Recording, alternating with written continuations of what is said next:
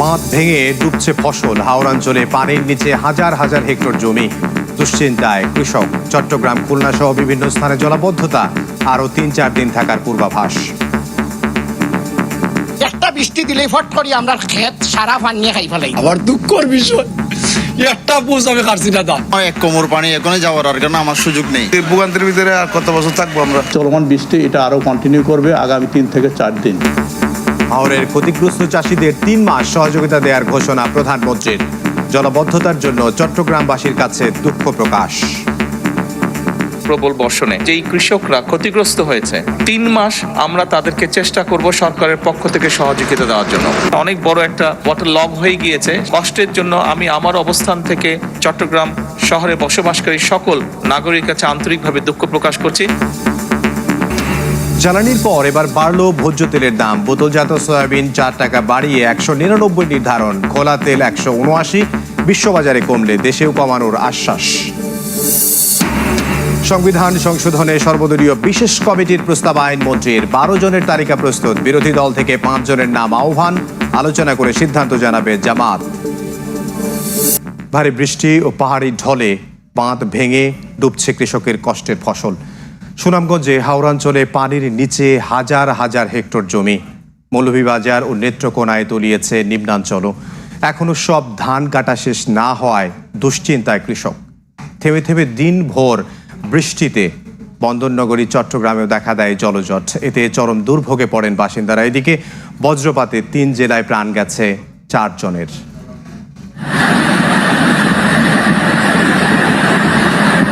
বাঁধ ভেঙে পানি ঢুকছে হাওরে। বাঁশ দিয়ে মেরামতের চেষ্টায় কৃষক।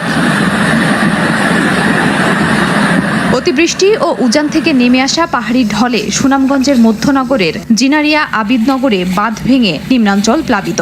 অথই পানিতে তলিয়ে গেছে কৃষকের কষ্টের ১০,০০০ হেক্টর জমির ধান। দেখার নলুয়ার, ছায়ার হাওর সহ ছোট বড় ২০টি হাওরে জলাবদ্ধতা দেখা দিয়েছে। টানা বৃষ্টি ও উজানের ঢলে সুরমা, কুশিয়ারা, জাদুকাটা ও বৌলাই নদীর পানিও বেড়েছে। ধান কাটা শেষ না হওয়ায় দুশ্চিন্তায় কৃষক। পাহাড়ি ডলে আইসা ওই হাওর গুলা ডুবে গেছে। এই পানি যদি নিষ্কাশন না হয়, এই পানি বাড়িবার কোনো রাস্তা নাই। মৌলভীবাজারেও সব নদ নদী ও হাওরে পানি বেড়েছে। জুড়ি নদীর পানি বিপদসীমার ২৩৬ সেন্টিমিটার ওপর দিয়ে প্রবাহিত হচ্ছে। কিশোরগঞ্জেও ইটনা, মিঠামইন ও অষ্টগ্রামের বিস্তীর্ণ এলাকার কাঁচা পাকা ধান তলিয়ে গেছে। টানা বৃষ্টিতে নেত্রকোনায়ও বিভিন্ন নদীর পানি বেড়েছে। ১০ কেয়ার জায়গার মাঝে আমি 2 কেয়ার জায়গা ধান খাচ্ছি রে বা। আবার দুঃখের বিষয় একটা বুঝ আমি খাচ্ছি না ধান। কিছু করছিলাম রাত্রে দিনে বৃষ্টি হইতাছে, মানে আমার সুযোগ নাই। একটা বৃষ্টি দিলেই ফট করি আমরা ক্ষেত সারা পানি খাই ফেলাই দেয়। ১০% জায়গা এখনো আছে। ৮০%, ৯০% জায়গা এখনো পানি তলে গেছে। বৃষ্টিপাত যদি আরো অব্যাহত থাকে, এই তলিয়ে যাওয়া জমির পরিমাণ আরো বাড়তে পারে। বন্দরনগরী চট্টগ্রামেও থেমে থেমে বৃষ্টি বাড়িয়েছে দুর্ভোগ। বিভিন্ন সড়ক ও নিচু এলাকায় সৃষ্টি হয়েছে জলাবদ্ধতা। হাঁটু পানিতে নেমে প্রবর্তক মোড় পরিদর্শন করেন সিটি মেয়র। যাওয়া যাচ্ছে না, অনেক অসুবিধা হয়ে যাচ্ছে। আমার এক কোমর পানি এখনই যাওয়ার আর কেন আমার সুযোগ নেই। গাড়ি পাওয়া যাচ্ছে না। এই ভোগান্তির ভিতরে আর কত বছর থাকবো? এই ফাইল শিট গুলো উঠিয়ে ফেলতে, তবে তারা বলছে এগুলো একটু সময় লাগবে, যেহেতু এটা অনেক গভীরে তারা পতন করেছে এবং জলাবদ্ধতার অংশ হিসেবে তারা যেহেতু এটা করেছে, কাজে এগুলো উঠাতে একটু সময় লাগবে, যার কারণে এখানে একটা জলাবদ্ধতা সৃষ্টি হয়েছে। বৃষ্টিতে তলিয়ে যায় খুলনা নগরীও। স্থবির হয়ে পড়ে বরিশাল শহরের জনজীবন। ব্রাহ্মণবাড়িয়া, পিরোজপুর, ভোলা, কুমিল্লা সহ বিভিন্ন স্থানে রাস্তাঘাটে পানি ওঠায় বাড়ে দুর্ভোগ। এদিকে বজ্রপাতে জামালপুর, ময়মনসিংহ ও রাজবাড়ীতে ৪ জনের মৃত্যু হয়েছে। ভারী বৃষ্টি ও উজানের ঢলে ক্ষতিগ্রস্ত হাওরের কৃষকদের ৩ মাস সহায়তা করবে সরকার। জলাবদ্ধতার জন্য চট্টগ্রামবাসীর কাছে দুঃখ প্রকাশ করেছেন প্রধানমন্ত্রী তারেক রহমান। সমাধানে সরকার কাজ করছে জানিয়ে নগর পরিচ্ছন্ন রাখতে সবাইকে সচেতন থাকার আহ্বান সরকার প্রধানের। সংসদ অধিবেশনের প্রশ্নের জবাবে তিনি বলেন, ঢাকাকে ক্লিন ও গ্রিন সিটি করতে উদ্যোগ নিয়েছে সরকার।